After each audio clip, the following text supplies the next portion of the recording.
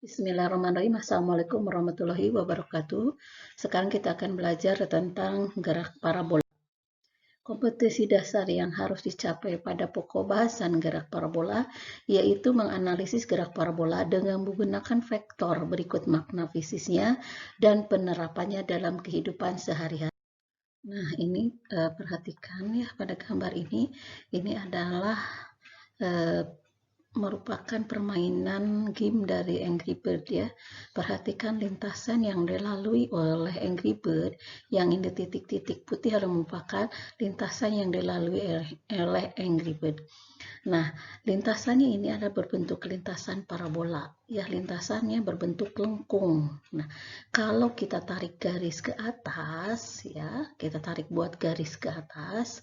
Nah, kemudian juga garis yang horizontal, ya. Nah, gerakan daripada Angry Bird itu adalah ke horizontal adalah merupakan gerakan GLB, yaitu gerak lurus beraturan. Sedangkan pada gerakan yang arahnya vertikal, itu adalah gerak lurus berubah beraturan.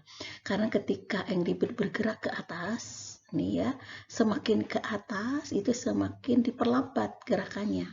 Tapi ke bawah itu adalah semakin dipercepat. Oleh karena itu, gerakan yang vertikal ke atas itu adalah merupakan gerak lurus berubah beraturan. Sedangkan gerakan yang ke horizontal itu adalah gerakannya yang kecepatannya konstan, jadi tidak berubah-ubah. Kemudian apabila kita tarik garis dari sini, ini adalah merupakan kecepatan awal daripada Angry Bird. Kemudian sudut yang dibentuknya adalah sudut alfa. Ya.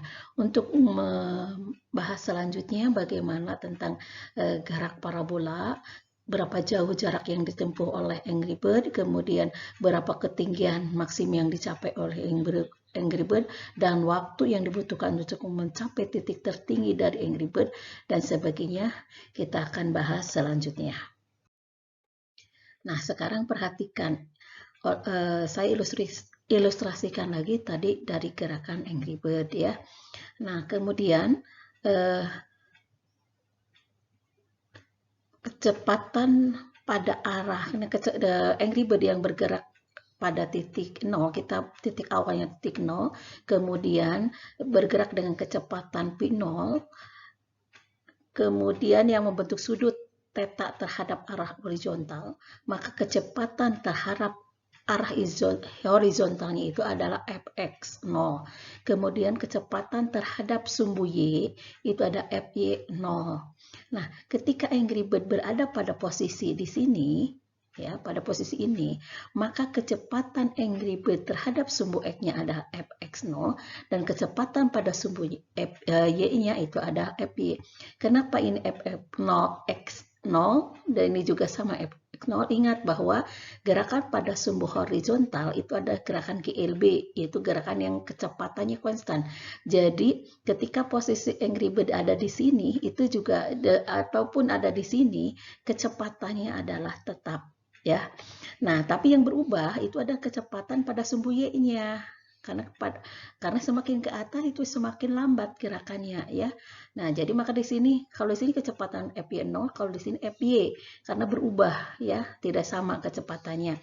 Nah kecepatan Angry Bird pada posisi di sini adalah merupakan resultan vektornya ya, yaitu v ini resultan vektornya dari kecepatan pada sumbu x dan sumbu y.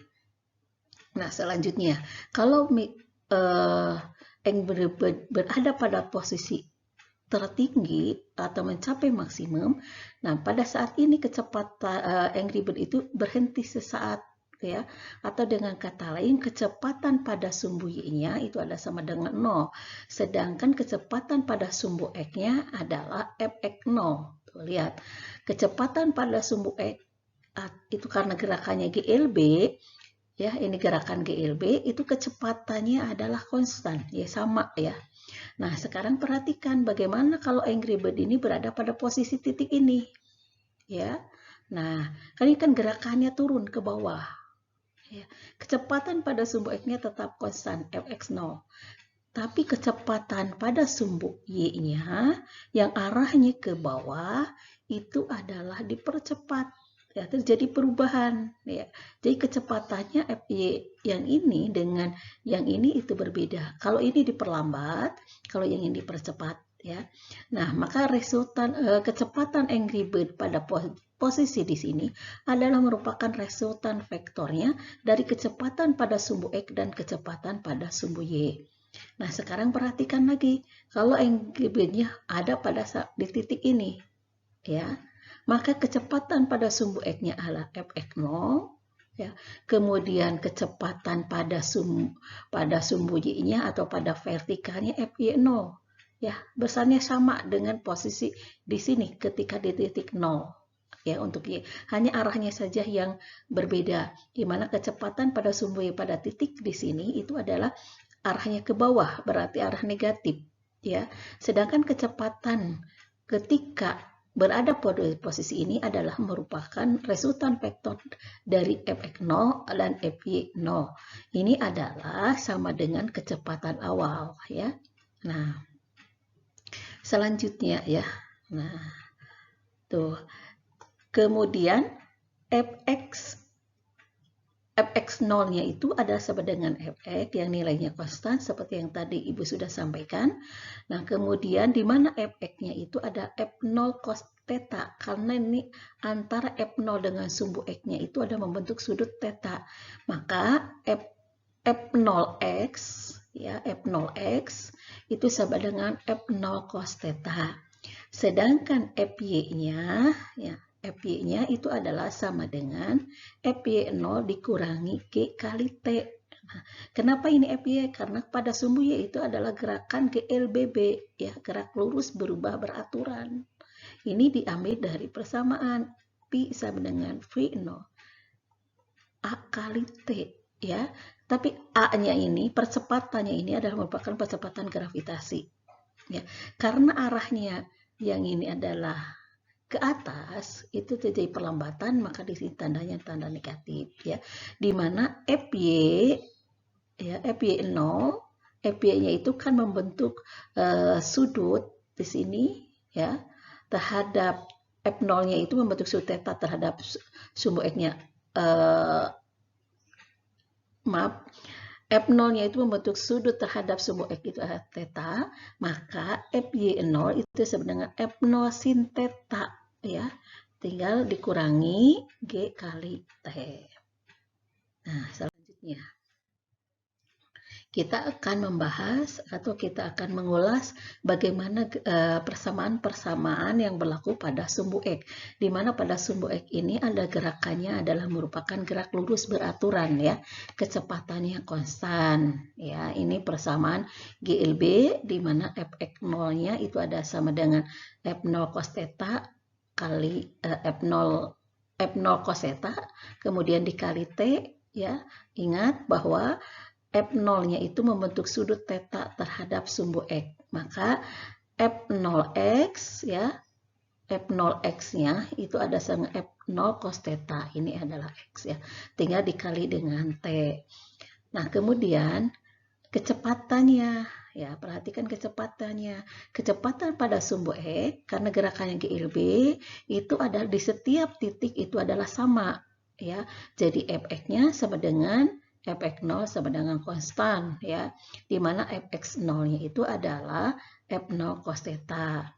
Jadi di setiap titik ketika posisi di sini kemudian ada di posisi ini ataupun di posisi ini dan posisi ini ataupun posisi ini, kecepatan terhadap sumbu X-nya itu adalah nilainya sama atau selalu tetap, yaitu f0 cos theta.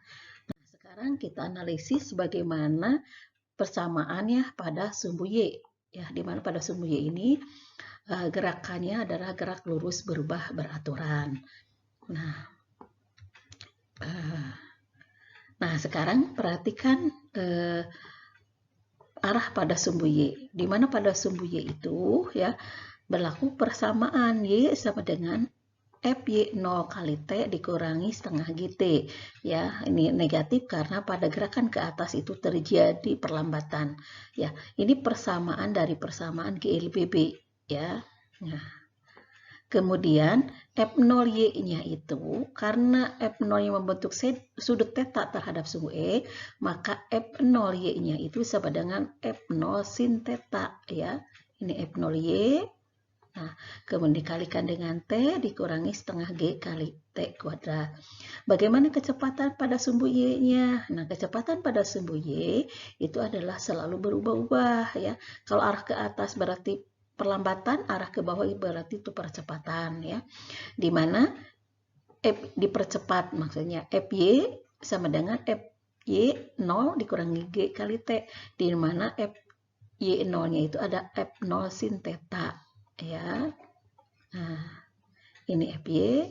Nah, karena tetanya itu membentuk sudut tetanya terhadap sumbu X, maka pada sumbu Y, F0Y-nya itu adalah, ini F0Y, itu adalah sama dengan F0 sin theta. Jadi dikurangi G kali T. Nah, sekarang kita akan menganalisis bagaimana pada saat mencapai titik tertinggi. Nih, ya, pada saat mencapai titik tertinggi atau maksimum. Pada saat mencapai titik tertinggi itu Fy-nya sama dengan 0. Kenapa Fy-nya sama dengan 0? Ya, ini di sini Fy-nya sama dengan 0. Kenapa sama dengan 0? Karena pada saat mencapai titik tertinggi, ketika bola ditendang, ya, atau dilempar, itu adalah diam dulu sesaat. Maka kecepatan di sini adalah sama dengan 0. Nah, sehingga Fy sama dengan Fy 0 dikurangi GT, di mana Fy-nya sama dengan 0. Fy 0-nya itu adalah F0 sin alfa dikurangi F0 sin alfa, kemudian dikurangi GT, ini adalah sama dengan 0, ya. Ini dari sini. Ya. Kemudian selanjutnya dari situ kita dapatlah nilai T-nya. Jadi T sama dengan F0 sin alfa dibagi dengan G. Inilah waktu yang dibutuhkan untuk mencapai waktu tertinggi. Jadi untuk waktu yang dibutuhkan untuk mencapai titik tertinggi, kita turunkan dari persamaan GLBB, yaitu Fy sama Fy 0 dikurangi G kali T, dengan Fy 0-nya sama dengan 0, kemudian F0Y-nya adalah F0 sin alfa kali F0 sin alfa. Nah, selanjutnya kita akan bahas bagaimana mencari ketinggian. Kalau tadi kita mencari berapa waktu yang dibutuhkan untuk mencapai titik tertinggi. Nah, sekarang kita akan mencari berapa tinggi maksimum yang dicapai oleh Angry Bird ketika sampai di titik tertinggi. Nah, diambil dari persamaan GLBB, yaitu Y maksimum atau sama dengan V0 sin alfa kali T dikurangi setengah G kali T. Ini dari persamaan Y sama dengan, ya, F0Y kali T setengah G kali T kuadrat, di mana F0Y-nya adalah F0Y-nya itu ada dengan F0 sin alfa. Nah, kemudian tadi sudah kita dapat bahwa untuk mencapai titik tertinggi dibutuhkan waktu F0 sin alfa dibagi dengan G, ini waktu atau T yang dibutuhkan untuk mencapai maksimum, ya, atau Y maksimum. Nah, nanti T yang ini kita substitusikan ke persamaan yang Y maksimum. Jadi Y maksimum sama dengan V0 sin alfa kali T-nya diganti oleh yang ini, waktu yang dibutuhkan untuk mencapai titik maksimum, dikurangi setengah G, T-nya adalah waktu yang dicapai untuk mencapai titik maksimum, kemudian dimasukkan, kemudian dikuadratkan. Maka kita akan mendapatkan suatu persamaan Y sama dengan F0 kuadrat dikali sin kuadrat alfa dibagi dengan 2G. Ya, F0 ya kali F0 kan F0 kuadrat, ya.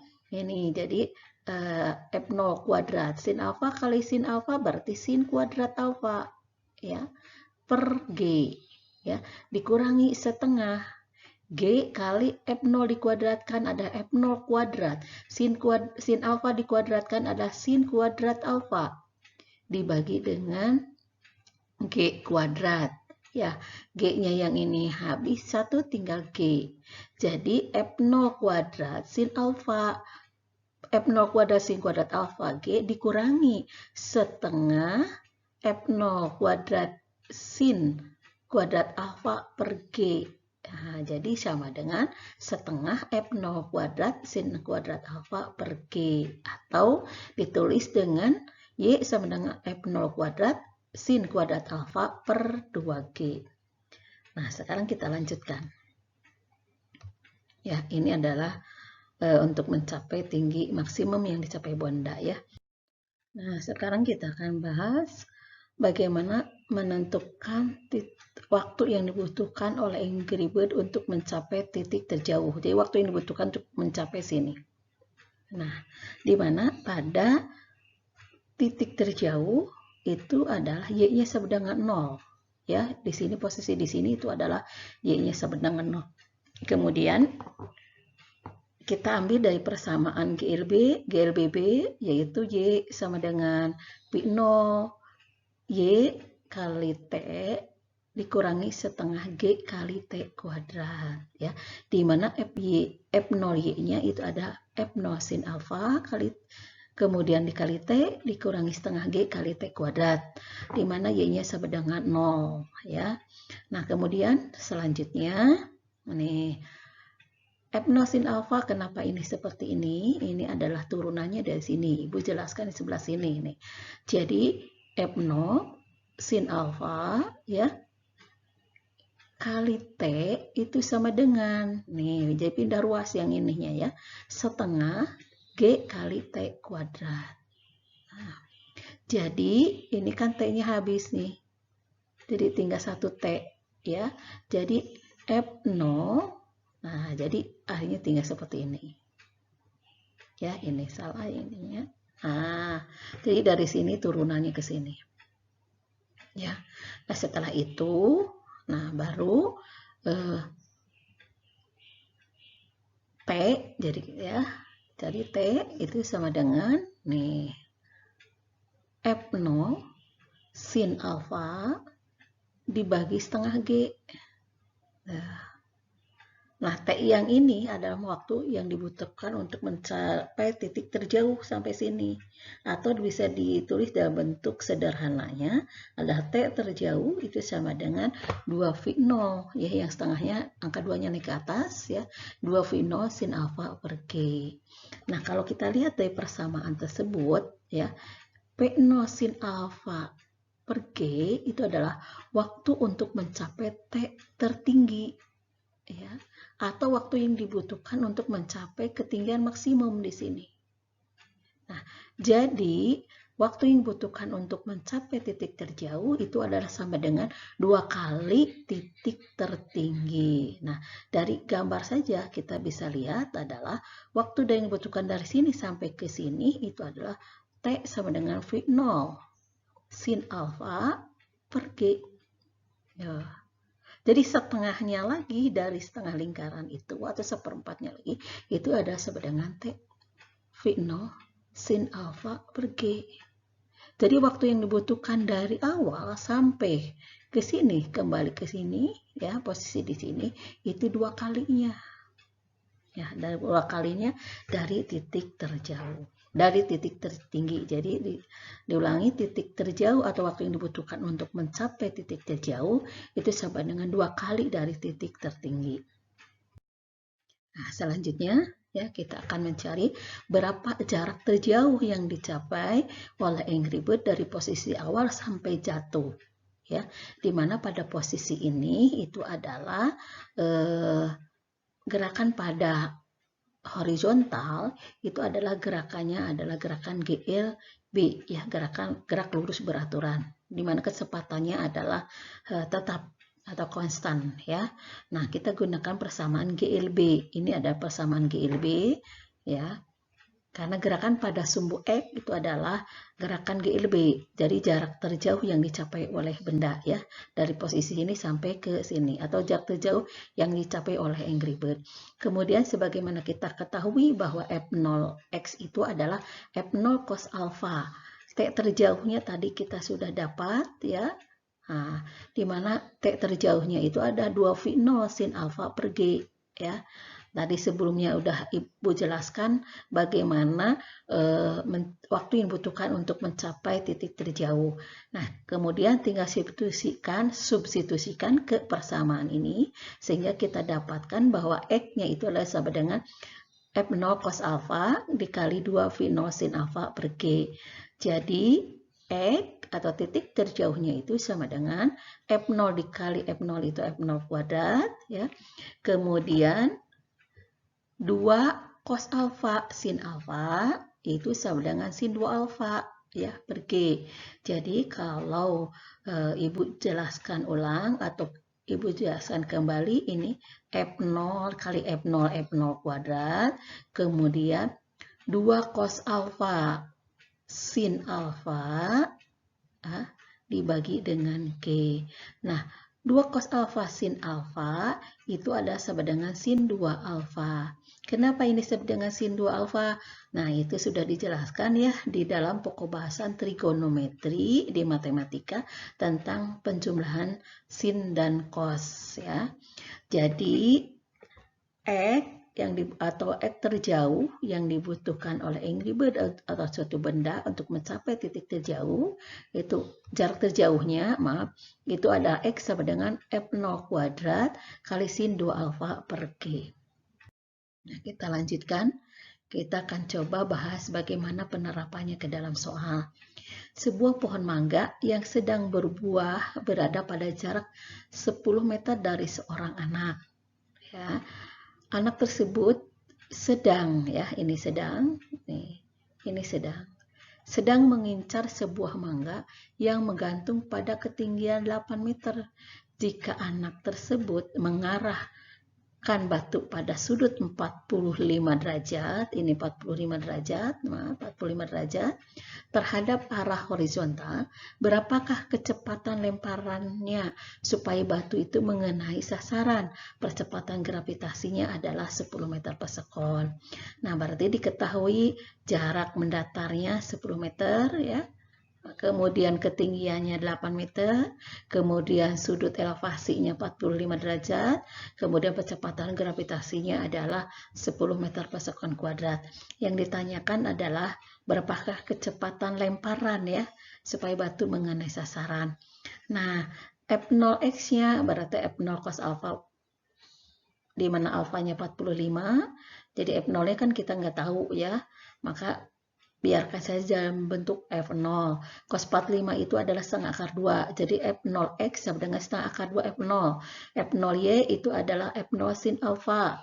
Di mana sin alfa, sin 45 itu adalah setengah akar 2. Jadi F0y sama dengan F0 setengah akar 2 F0, ya. Ini terulang cukup 1, ya.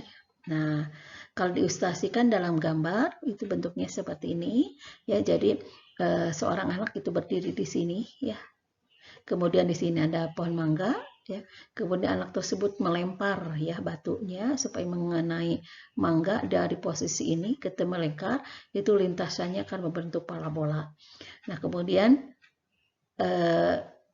kenapa anak tersebut melempar? Ya, supaya jatuh si mangganya, ya, dimana ketinggiannya adalah 8 meter ketinggian mangga terhadap bidang datar, kemudian jarak dari anak sampai jatuhnya mangga itu ada 10 meter, sudut yang dibentuknya ada 45, kecepatan pada arah sumbu X-nya ini adalah F0x, kemudian kecepatan pada sumbu Y-nya ini adalah F0y, kemudian pada titik di sini itu adalah kecepatan bolanya atau kecepatan batunya adalah Vt, kemudian kecepatan terhadap sumbu Y-nya adalah Fy, kemudian kecepatan pada sumbu X-nya adalah Fx, di mana Fx ini adalah besarnya sama dengan F0x. Ya, ingat karena arah kecepatan pada arah horizontal itu adalah besarnya tetap, ya. Karena gerakannya adalah gerakan GLB, maaf. Nah, kemudian yang selanjutnya, nah, untuk menjarak horizontal, ya, kita menggunakan persamaan ini, di mana ini ada F0x, ya.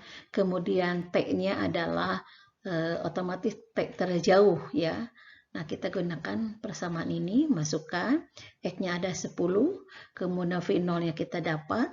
Nah, kemudian akhirnya kita dapatkan ada nilai T-nya, yaitu 20, dibagi dengan V0 kali akar 2. Ya, nah dari sini. Jadi kalau Ibu jelaskan lagi, ini berarti ini 10 kali 2, ya, 20. Ya. Jadi 20 nanti sama dengan nih akar 2 pi 0 kali T, ya. Jadi ini jadi T sama dengan 20 dibagi akar 2 kali V0. Nah, sekarang pada sumbu Y, ya, itu persamaannya adalah nih F0Y kali T, ya. F0Y-nya nih kan sudah dapat F0-nya setengah akar 2 F0, ya. Ini setengah akar 2 F0 ini yang Y-nya. Kemudian F0Y-nya, ini F0Y-nya. Kemudian yang ini adalah tadi T-nya yang sudah kita dapatkan, ya, dikurangi setengah, ya, kali nih dari sini setengah kali G-nya 10, kemudian T-nya adalah 20, ya. 20 akar dibagi dengan 4 dibagi V0 kali akar 2 dikuadratkan, ya. Sehingga kita dapat 8, ya, sama dengan 10 dikurangi 5 kali 20 kali 20, kemudian kali dibagi dengan 2 V0 kuadrat, sehingga didapatkan bahwa V0 kuadratnya itu adalah sama dengan 5 kali 10 kali 20 dibagi 2, ya. Jadi sama dengan 500. Jadi V0 itu sama dengan akar 500, ya. V0-nya sama dengan akar daripada 500. Akar 500 itu adalah sama dengan 10 akar 5 meter per sekon. Jadi kecepatan awalnya kita dapat 10 akar 5, ya. Nah, kemudian kecepatan lemparan batunya jadi berapa? Nah, si anak itu kan berada di posisi ini, ya, posisi ini. Berarti kecepatan lempar batu si anak itu adalah sama dengan kecepatan awal, ya, kecepatan awalnya atau V0-nya. Jadi jawabannya adalah berapa kecepatan lemparan supaya batu mengenai sasaran? Ya 10 akar 5 meter per sekon, ya. Oke, kita lanjutkan ke pembahasan atau contoh soal berikutnya, yaitu ada sebuah benda dijatuhkan dari sebuah pesawat terbang yang sedang melaju horizontal dengan kecepatan 720 km per jam. Pada ketinggian 490 meter, benda itu akan jatuh pada jarak horizontal sejauh. Nah, jadi perhatikan ada sebuah pesawat terbang, kemudian kecepatannya adalah 720 km per jam.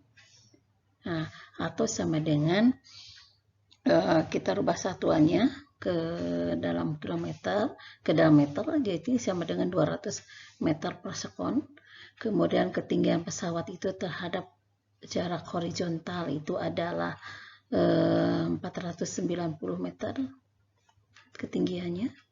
Nah, yang ditanyakan itu adalah berapa jarak horizontal yang dicapai oleh benda ketika jatuh sampai ke bawah, sampai ke sini. Jadi ini yang ditanyakan, ya. Nah, untuk menjawabnya kita gunakan persamaan GLB, ya. Persamaan GLBB. Nah, pesan GBB, ingat bahwa pada saat mencapai titik tertinggi itu ada kecepatannya 0, ya, FY-nya 0, sehingga persamaan tersebut bisa berubah menjadi begini, ya. Jadi H sama dengan setengah G kali T dikuadratkan, karena FY-nya sama dengan 0, 0 kali T adalah 0, jadi H sama dengan setengah G kali T kuadrat. Kemudian jadi T, ya. Jadi karena untuk mencari jarak X, kita harus tahu dulu berapa waktu yang dibutuhkan oleh benda itu jatuh sampai ke bawah. Jadi kita cari T-nya dengan menggunakan persamaan ini. Nah, kemudian selanjutnya dari persamaan H sama dengan setengah G kali T kuadrat itu sama dengan kita rubah, ya. Jadi kita dapatkan persamaan T-nya, ya, T kuadrat itu sama dengan 2H per G, di mana H-nya itu 490 meter, kita masukkan, kemudian G-nya menggunakan yang 9,8 ya. G-nya itu adalah 9,8 meter per sekon kuadrat. Jadi 2 kali 490 bagi 9,8 itu adalah sama dengan 100. Jadi T adalah sama dengan 10 sekon ya. Ini bukan meter, jadi T-nya adalah merupakan akar dari 100. Jadi akar dari 100 adalah 10. Jadi T-nya adalah 10 sekon. Jadi waktu yang dibutuhkan oleh benda jatuh dari pesawat sampai ke tanah itu dibutuhkan waktunya adalah sama dengan 10 sekon atau 10 detik. Nah, sekarang kita akan mencari berapa jarak terjauh yang dicapai oleh bola atau oleh benda ya, jatuhnya, jaraknya. Nah, untuk mencari jaraknya ingat bahwa pada gerak sumbu X itu adalah gerak GLB. Maka untuk mencari X itu kita gunakan persamaan GLB, yaitu X sama dengan V kali T. V-nya adalah sudah diketahui di soal, yaitu 720 km per jam atau 200 meter per sekon. Dimasukkan V-nya, kemudian T-nya adalah sama dengan 10 tadi yang sudah kita cari, sehingga kita dapatkan bahwa jarak horizontal atau benda itu akan jatuh pada jarak horizontal sejauh 2000 meter. Nah, selanjutnya ini mungkin terakhir ya pada pembahasan gerak parabola. Ini ada 2 soal latihan yang mungkin nanti bisa dicoba dikerjakan, diselesaikan dan dijawab. Ya, itu saja mungkin yang perlu Ibu sampaikan. Mudah-mudahan bermanfaat. Tetap semangat. Wabillahi taufiq wal hidayah. Wassalamualaikum warahmatullahi wabarakatuh.